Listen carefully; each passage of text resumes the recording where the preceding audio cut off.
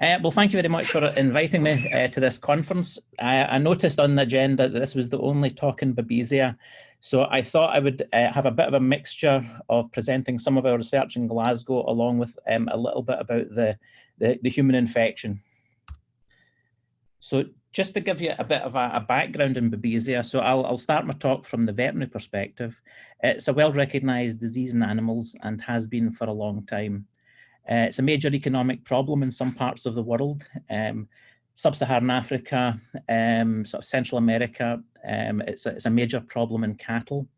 It used to be a big problem in the southern US until they started an eradication program. So if you've ever watched any old cowboy movies and they've been talking about cattle, Texas cattle fever, that was Babesia. So it's an important disease in the tropics and the subtropics. It's a recognised but lesser important disease in the Northern Hemisphere.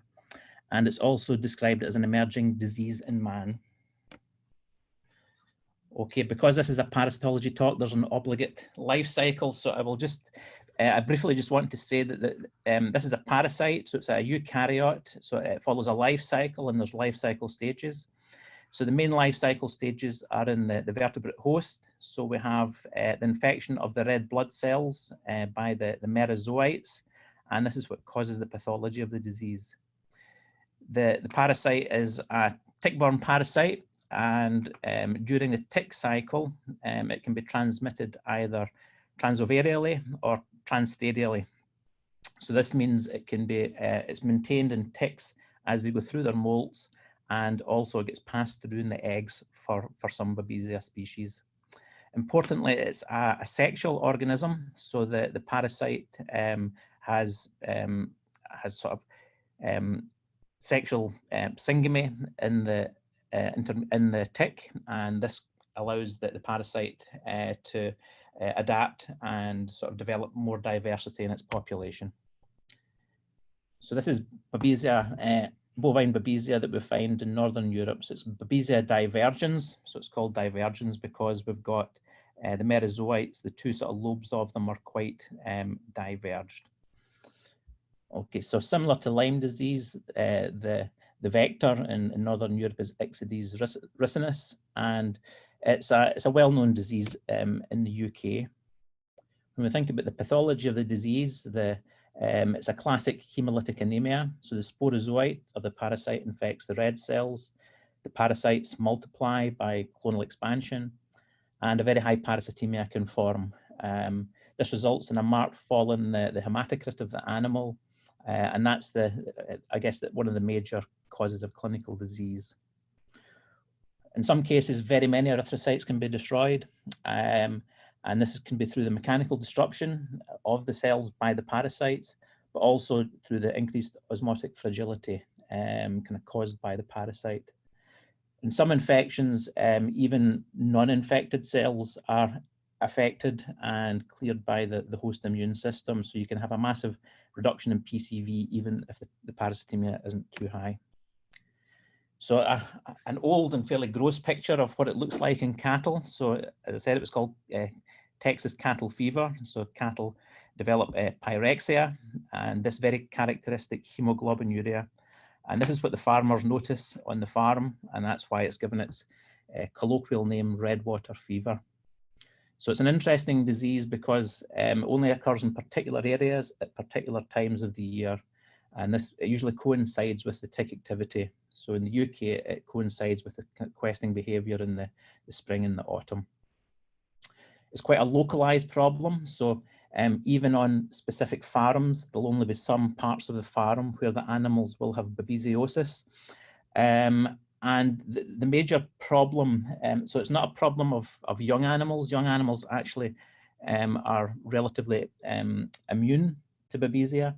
The problem is actually with older cattle that are brought into the area. So farmers buy bulls and they bring the bulls onto the farm, and the bulls have come from an area where there's been no Babesia. These animals are naive, and then they can get severe and sometimes fatal disease. So it's a problem that the farmers know about, very well acquainted with over many years, and they have sort of developed management strategies to combat the disease. Okay, so just more generally about babesiosis in the UK, it's been in the press recently with a human case in the south of England, so it's on the media radar at the moment. And there has been a change in circumstances over the last 10 or 20 years. So what I would like to talk about is the situation in horses and dogs, very briefly, and then go on to a study we did in livestock in the north of Scotland. So equine pyroplasmosis, that's caused by two different closely related species, Babesia cabali and Theileria equi. And you can see from this map that most of the world's horse population is in endemic areas. The free areas are interesting. So we've got like North America, the UK, Scandinavia, and Australia. However, the disease is relatively close to us. It's been reported reasonably widely in the Netherlands and in France. Now, it's not a reportable or notifiable disease in the UK. So even though the horse racing industry is very concerned about it, the government don't take a particular kind of interest in this, and any positive cases don't have to be reported to the government or the APHA here. I thought I would just quickly mention, because Jack and others were talking before about the chronic Lyme disease. Chronic equine pyroplasmosis is quite a well-recognized form of the disease, and it can occur either from a mild infection, or it can occur as a sort of sequelae to an acute disease incident. So it characterizes itself by weight loss, reduced performance if it's a sports horse, and horses can become lifelong carriers, so that they never sort of develop a fully sort of sterile kind of clearing immune response. You can also have periods of relapse of disease, and it can lead to abortion, as well as disease in the neonate. So it's important to, I would say probably equine pyroplasmosis compared to the other types of sort of veterinary babesiosis, the chronic presentation of the disease is better recognized. So we're at particular risk here in the UK and Ireland for a number of reasons. So we've got a thing called the tripartite agreement, and this has reduced the restrictions in the movement of horses between the UK, Ireland and France. So a lot of horses move around the world as part of the sort of racing circuit, and they can be present in some countries for short lengths of time. So this obviously is a risk for bringing in disease from an endemic region to a non-endemic region. You also have the issue of shuttle stallions. So these are stallions that are high value breeding animals, and they get moved between the northern and southern hemisphere on a yearly basis. So when you consider this along with some other things that are happening, so we've got the OIE High Health Performance travel scheme, so that facilitates the movement of horses. Because of climate change, there's also ticks vectors that are becoming increasingly apparent in the UK.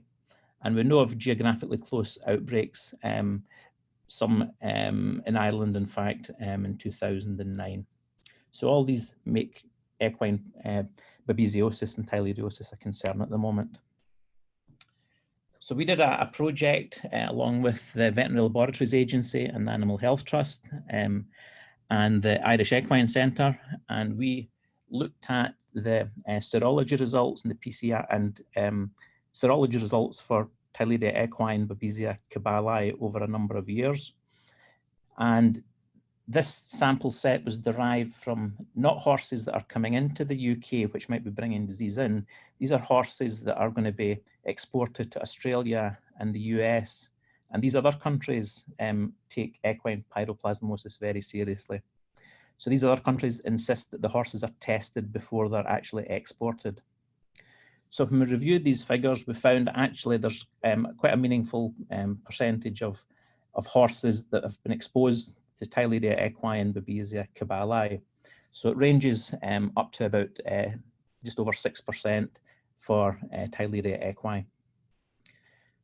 So we got hold of these samples and we decided to look to see if we could actually find the parasite in it, because it's one thing having serological results from horses that have moved into the country, but do they actually carry the parasite?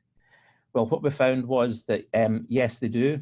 For Theileria equi, we found, depending on which sample collection we were looking at, we could find positivity rates among the seropositive animals of up to 14%. So the PCR reaction obviously looks for parasite nucleic acid, and we use that as an indication of kind of active infection. So what we know is we've got horses in this country with active pyroplasmosis, and one of the questions is this going to spread actually within the United Kingdom? So what we did was we had a look at the sequence data from the PCR reaction, and what we find with equine pyroplasmosis is it's an immensely diverse parasite. So the gene target that we are looking at is usually a very conserved gene, and within a species you find there's generally little variation. However, for equine pyroplasmosis, it's pretty huge. And when you look at where our samples lie in the map, you can see that the UK samples represent all the different clades or genotypes of equine pyroplasmosis that have been identified around the world. So this is sort of supportive evidence of introduction of different genotypes from different areas. Interestingly, when we look at the Irish samples, we find they're all genetically identical. So this made us think a little bit if there was a problem with a local spread of the parasite on premises in Ireland. So we did a little bit more molecular work, and we developed some microsatellite markers, and we did some antigen sequencing. However, the amount of parasite in these samples was so small, we weren't able to get particularly good signal. So we weren't able to take that any further. But it's certainly quite intriguing, and it's also statistically significant, the kind of clustering and the lack of diversity in the samples we're finding in the Irish horses. Okay, so that's where we are with equine pyroplasmosis. In the media a few years ago, there was a big story about outbreaks of canine babesiosis down in the Essex region. So it was first reported in 2006 in untravelled dogs. And then in two areas within Essex in 2016 and 2017, a number of dogs came down with Babesia canis. Now, these dogs didn't have a travel history, and they were unrelated to each other.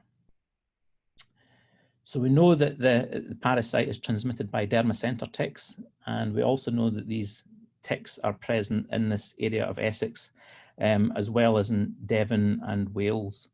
These particular ticks, they like sand dunes and coastal areas in general, so it's quite unusual that Essex, the non-coastal parts of Essex, are known to be infected with these ticks. So when further studies were done, Babesia canis was detected in the actual canine cases, and also in the local tick population. So it does sort of prompt the question, where has this infection come from? Well, Babesia canis is well recognized in the continent, and for a few decades now, we've had the pet travel scheme in place. So this means that people in the UK can have their dogs sort of certified and take them abroad on holiday and then bring them back without quarantine. And the same is true of people like moving from the continent to the UK. So you've got that potential for infected animals, potentially tick-infected animals, to be coming into the country if they've not been effectively treated for ticks before they enter, which they should have been. So, so we know it's in the canine population here as well, and this is quite a relatively new thing. Okay, so I'll go on to talk about a study that myself and my colleagues in Glasgow did a few years ago in the northwest of Scotland. So we were interested in finding out which Babesia and Theileria species were present in the livestock and in some of the wildlife in this part of this part of Scotland. So what we did was we identified 2 farm study sites in the blue area here, where we had spoken to the farmers and they had told us they have particular problems with tick-borne disease, not the ones we're talking about today, things like Louping. So we knew there was sort of tick infestation in this area, and it was probably a good place to look for parasites. We also had a look at the red deer population in a number of sites in the northwest of Scotland, and they're within the red area coloured here on the map. So our approach was, it wasn't particularly targeted, so we weren't targeting sick animals, we were doing a cross-sectional study. So the sheep and cattle that were sampled and tested as part of this programme were all in good clinical health. So we did PCR looking for Babesias, and we found that there was actually quite a considerable level of parasite positivity. So this ranged up to 26% in the deer population and down to 6% in the cattle population, with 18% of the sheep showing evidence of babesiosis. So our approach was we call this a catch-all approach. So instead of looking for specific Babesia species, we use a highly conserved gene where we can amplify from conserved regions.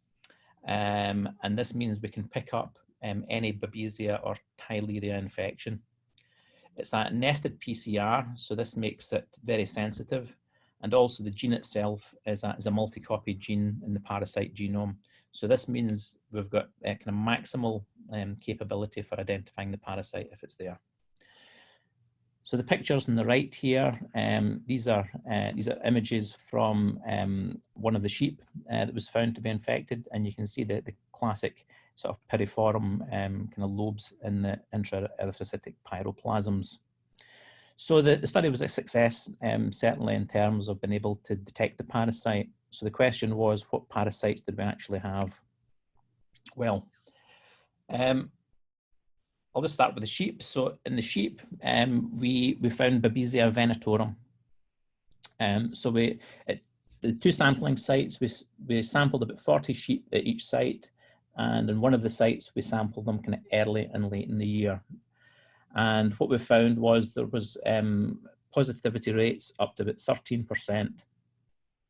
So this is quite interesting because Babesia venatorum hasn't been detected in sheep before, and it's not been detected in any sort of host in the UK before. So this was quite an interesting finding.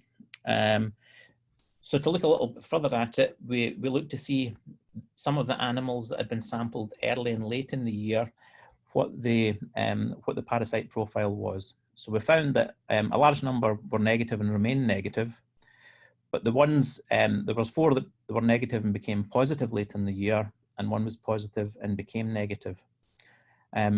Interestingly, none of them remained positive. So this tells us that there's a turnover in the parasite population in the hosts, which suggests continual challenge in the environment.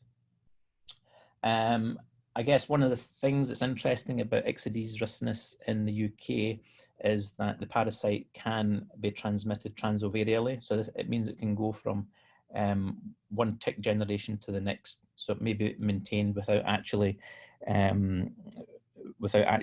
livestock host. So when we looked at the spectrum of different Babesias that we found, what we found in the cattle, as expected, was Babesia divergens. That's the classic sort of northern European cattle Babesia. We found Babesia divergens in the red deer, which was also a new finding. And we also found Babesia odocoile-like sequences in the deer population as well.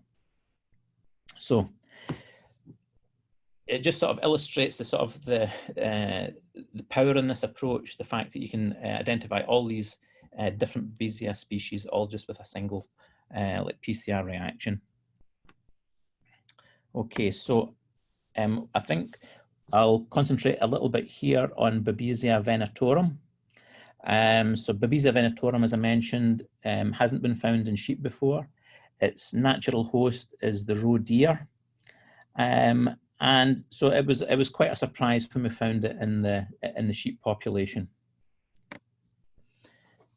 So when we look to find out what we know about Babesia venatorum in the UK, we can refer back to a 2018 study by Richard Wall, where they looked at ticks on dogs throughout the UK. So this is a very nice example of a One Health type study, where you're using dogs as sentinels for what is infecting the tick population. So a relatively small number of ticks were infected, so less than 2%. But when you look at the distribution of them, you find that the vast majority were Babesia venatorum, and this can be found throughout the United Kingdom. Smaller numbers of Babesia divergens, even, which one might have expected a few years ago to be the more dominant type. So we know Babesia venatorum can be found throughout the country and also up in and around our sampling sites. So the question is, Babesia venatorum, it's only recently been named. It was called EU1 a few years ago. And it's really only the development of new molecular techniques that has allowed this particular parasite to be identified. So as I mentioned, its natural host is roe deer. It's detected quite extensively in Europe.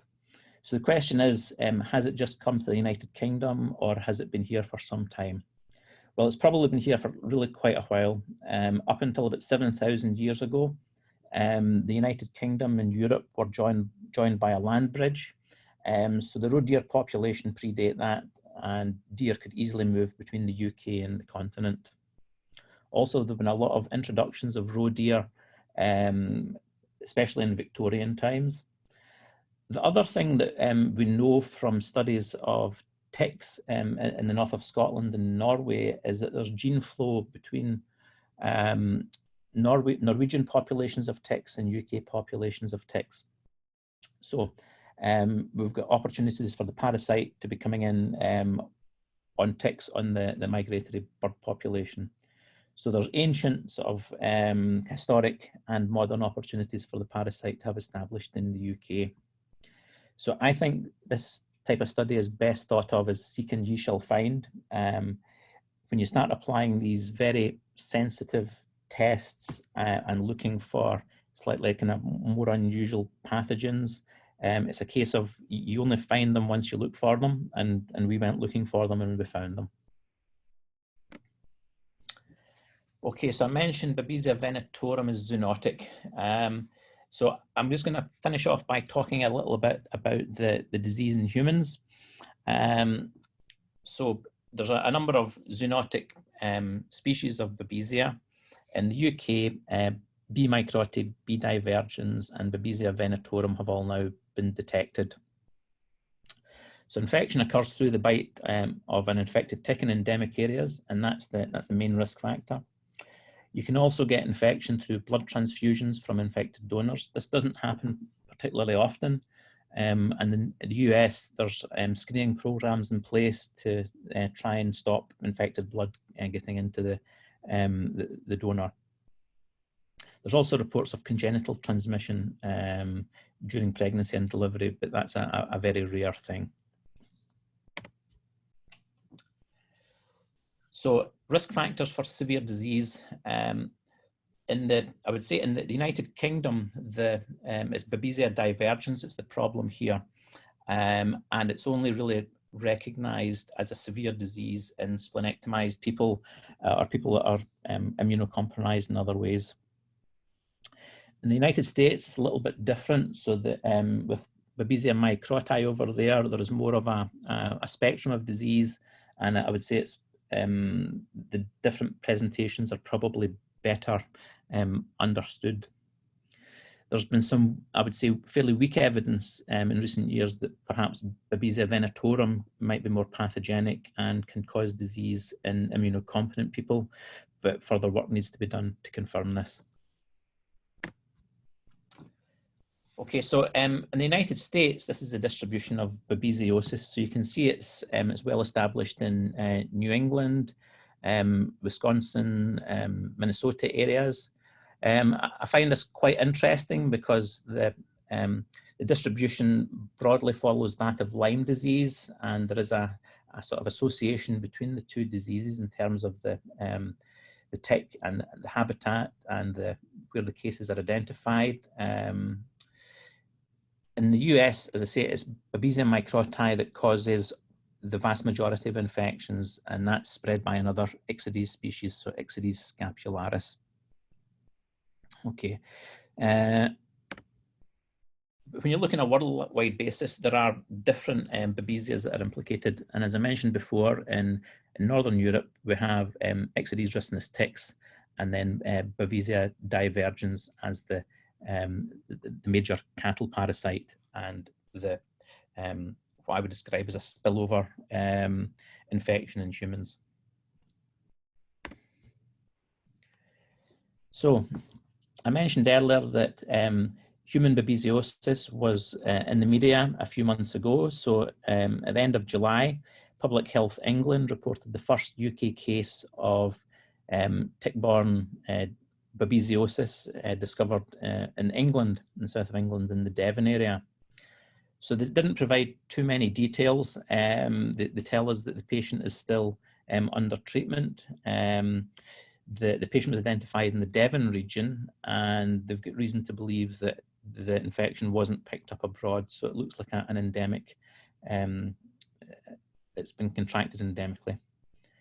So Public Health England then commissioned a small study. They looked at a few hundred ticks in the area where the person came down with the disease, but they couldn't find Babesia in any of these ticks. So as I say, it's in the headlines because of this case. However, saying this is the first UK case of babesiosis isn't quite accurate. In Scotland, in 1978, there was a case report of babesiosis in a man. It's really quite a sad story. A relatively young man who was diagnosed with lymphoma and then was subsequently splenectomized. He contracted babesiosis, and the case report at the time, it sort of goes into a little bit of detail about his sort of personal habits, and it mentions that he was a retiring man, fond of country pursuits, and frequently stripped to the waist when he gathered wood or worked in his parents' gardening. So this man lived in a small community called Drumnadrochit. That's about 20 miles away from Inverness, which is close to actually our sampling site for the study where we found Babesia venatorum. So this was 1978. So in those days, as well as microscopy being used as a diagnostic, they would inoculate gerbils and look to see if the parasite grew in them, which it did. And on that basis, they confirmed the disease as Babesia divergens. But it's quite interesting to note that when you look at the UK tick distribution and the parasites that have been identified there, Babesia venatorum is the most prevalent, and we know venatorum is in the sheep and tick population in the Inverness-shire area. So I wonder if these samples were available today, if we looked at them and were able to characterize them molecularly, if we would find that it was actually Babesia divergens after all. Okay, so I'll just like to wrap up now and kind of give you a view of what I think needs to be done. This is from a personal sort of veterinary perspective. So the disease, Babesia divergens, sort of zoonotic disease, it's called a severe disease. And my sort of feeling is that it only really becomes apparent because it's a severe disease and severely infected people are tested and they identify the parasite. So my suspicion would be that there could be a clinical impact for milder disease presentations. So I think it would be well worthwhile trying to more precisely define the symptoms of patients that are experiencing these milder or chronic infections, identify the underlying risk factors, and improve the diagnostics. So at the moment, my understanding is very few people actually get tested for Babesia in Scotland, and this isn't a sort of problem due to the reference labs or the public health system. The problem is GPs, practitioners, babesiosis isn't on their radar. But again, it's not, we can't be blaming the GPs for this, because what information should they work on? Well, there's nothing really published in the UK and Europe about the impact of sort of long-term infections and potentially kind of subclinical disease. So I think that's a very interesting area to look at. Also interesting to look in the UK to see if there's a correlation with Borrelia and Babesia as there is in the States. So this is looking at things on the human healthcare side. Again, I'll just say from my veterinary perspective. As I said, raising awareness in the medical community, I think, is will be an important thing once there is more basic research done to actually generate information to be providing them with. In terms of diagnostics, I think it would be worthwhile new tools being developed to more specifically track the different species of Babesia. So serodiagnostics are available at the moment, but they tend to be a catch-all. This is obviously useful for diagnostic purposes and treatment purposes and identifying people, because you want the most sort of wide-ranging method to kind of catch all the different infections.